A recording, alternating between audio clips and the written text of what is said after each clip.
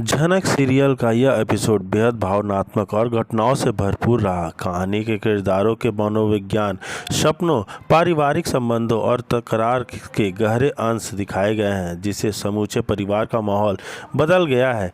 Episode में करवा चौथ, झनक ऋषि के रिश्ते की नई दिशा, अदिति की जलन और एक बड़े हादसे जैसे टर्निंग पॉइंट्स देखने को मिलते हैं। जी हाँ दोस्तों, हम बात कर रहे हैं स्टार प्लस के शो झनक की। तो दोस्तों, आगे बढ़ने से पहले अगर आप हमारे चैनल पर नए हैं तो इसे सब्सक्राइब कर दीजिए, साथ ही बेल आइकन दबाना ना भूलें।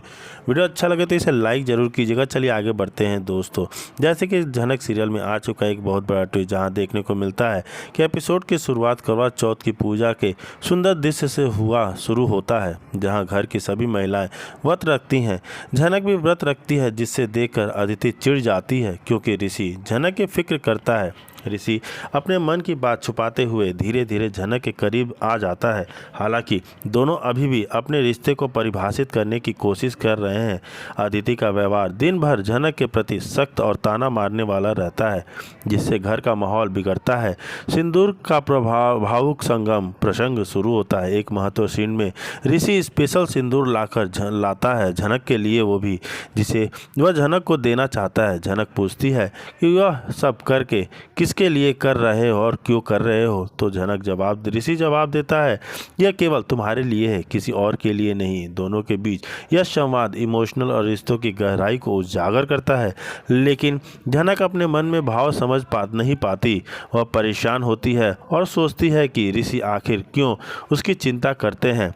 अदिति में बेचैनी शुरू हो जाती है और झगड़ा करने का मूड देखती है। अदिति ऋषि और झनक के करीब आते रिश्ते के बेहद असुरक्षित हो जाती है।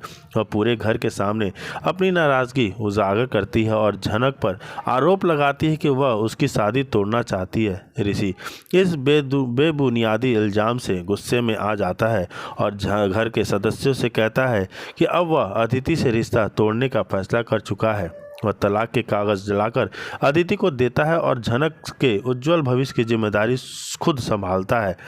बड़ा हादसा होता है अदिति के साथ। एपिसोड में एक चौंकाने वाला घटना होती है। पूजा के बाद अदिति अचानक बेहोश हो जाती है और गिर पड़ती है। उसका एक्सीडेंट सारे घर वालों के सदमे में डाल देता है। ऋषि, झनक और बाकी सदस्य बेहद चिंतित हो जाते हैं और डॉक्टर को बुलाते हैं, जिससे पूरे परिवार का ध्यान अदिति की हालत पर केंद्रित हो जाता है। झनक ऋषि के रिश्ते की नई शुरुआत को आगाज देती है। अदिति के हादसे के बाद ऋषि झनक को साफ साफ कह देता है कि वह उसकी रक्षा और भलाई के लिए किसी भी हद तक जा सकता है। झनक अपने मन में चल रहे असमंजस को समझाने की जद्दोजहद करती है। सिंदूर का सीन और भावनात्मक बातचीत उसके बीच का बंधन और मजबूत करती है। हालांकि दोनों अब तक यह समझने में लगे हैं कि भविष्य की राह क्या होगी और क्या समाज व परिवार उन्हें स्वीकार करेगा। जी हाँ दोस्तों, दोनों में प्रमुख संदेश और भाव का उत्पन्न होता है प्यार। यह एपिसोड दिखाता है कि पारिवारिक रिश्तों में विश्वास, सपोर्ट और मुश्किल वक्त में लिए गए फैसले कितने महत्वपूर्ण हो सकते हैं। हर किरदार की सोच, मजबूरियां और उन्हें लेकर घर वालों का व्यवहार कहानी को और भी मजबूत दिशा देता है। यह पूरा एपिसोड भावनाओं, रिश्तों और नई शुरुआत की चाह से ओतप्रोत रहा, जिससे आगे में एपिसोड में और नायक नायिका के जीवन में बड़ा बदलाव आना तय है। जी हाँ दोस्तों, एक झनक सीरियल का यह एपिसोड अपनी लंबाई, भावनाओं और नए ट्विस्ट के कारण दर्शकों के लिए यादगार रहा। कहानी कई परतों में खुलती है और परिवार के भीतर के तनाव, प्रेम, ईर्ष्या, उम्मीदों और रिश्तों में द्वंद्व को बारीकी से दिखाती है। इस एपिसोड के मुख्य बिंदुओं के करवा चौथ की रस्में, झनक ऋषि का संबंध, अदिति की जलन और एक बड़ा हादसा शामिल रहा। एपिसोड करवा चौथ की तैयारियों से शुरू हो जाता है। जी हाँ दोस्तों, ऋषि अपने व्यवहार के बार बार झनक की सुरक्षा की भलाई जिम्मेदारी उठाता है, जो अदिति को और ज़्यादा चुभता है। ऋषि जानबूझकर झनक के अपनी भावना नहीं कहता, लेकिन उसकी मदद करने और हिम्मत देने की कोशिश जारी रखता है। घर के बाकी सदस्य भी दोनों के बीच के बदलते समीकरणों को नोटिस करते हैं, जिससे माहौल में खामोश तनाव रहता है। एक अहम सीन में ऋषि दुकान से झनक के लिए खास सिंदूर लाता है। वह कहता है कि यह सिर्फ तुम्हारे लिए है, किसी और के लिए नहीं, लेकिन झनक खुद का महत्व समझने की दुविधा में होती है। दोनों के बीच संवाद बेहद भावुक होते हैं। झनक पूछती है कि ऋषि उसके लिए इतना क्यों कर रहे हैं, लेकिन ऋषि जवाब देने से कतराता है। यह प्रसंग दर्शाता है कि रिश्तों में हर सवाल का जवाब शब्दों से नहीं, व्यवहार से भी दिया जाता है। अदिति पूरे एपिसोड में परेशान और चिड़चिड़ी रहती है। उसे लगता है कि ऋषि उसकी वजह परवाह नहीं करता, बल्कि झनक के करीब है और झनक पर आरोप लगाती है, घर वालों के सामने खूब बवाल करती है और खुलेआम झगड़ती है। ऋषि अब और सहन नहीं करता, उसके सामने डाइवोर्स के पेपर लाकर अदिति के थमा देता है। ऋषि झनक के सपनों की और उसकी पढ़ाई को लेकर भी अपने वादे दोहराता है, जिससे कहानी में नया मोड़ आता है। पूजा के बाद जब सभी महिलाएं व्रत तोड़ने की तैयारी कर रही होती हैं, उसी दौरान अचानक अदिति बेहोश होकर गिर जाती है। उसका सिर गंभीर रूप से चोटिल हो जाता है। यह घटना सभी को डरा देती है।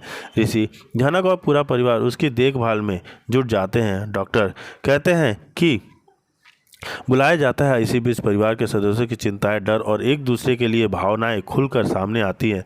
अदिति के हादसे के बाद ऋषि और झनक के रिश्ते में मायने बदलने लगते हैं। ऋषि झनक के अपने वादे निभाने और उसकी देखभाल करने की बात करता है।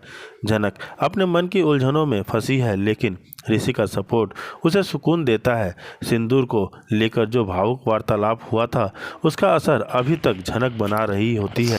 एपिसोड में यह संदेश मिलता है कि परिवारों में रिश्ते सिर्फ खून और परंपरा से नहीं, बल्कि आपसी समझ, सहारा और समय के साथ बदलती अपेक्षाओं से भी बंधे होते हैं। झनक ऋषि अदिति की त्रिकोणीय कहानी में सच्चाई, विश्वासघात और नई शुरुआत की चाह झलकती है, और यही तत्व एपिसोड की जान बन जाती है। जी हाँ दोस्तों, एपिसोड के संदेश में मिलता है कि परिवार के सिर्फ, जी हाँ दोस्तों, यह पूरी कथाएं देखकर बड़ा ही दिलचस्प सुकून देता है, जो भावनाओं को नहीं, एक अच्छे रिश्ते की शुरुआत करता है।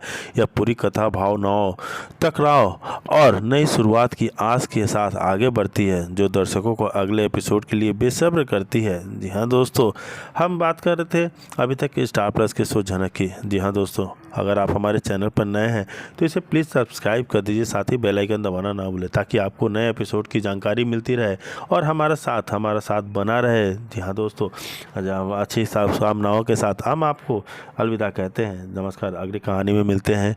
जय श्री राम दोस्तों।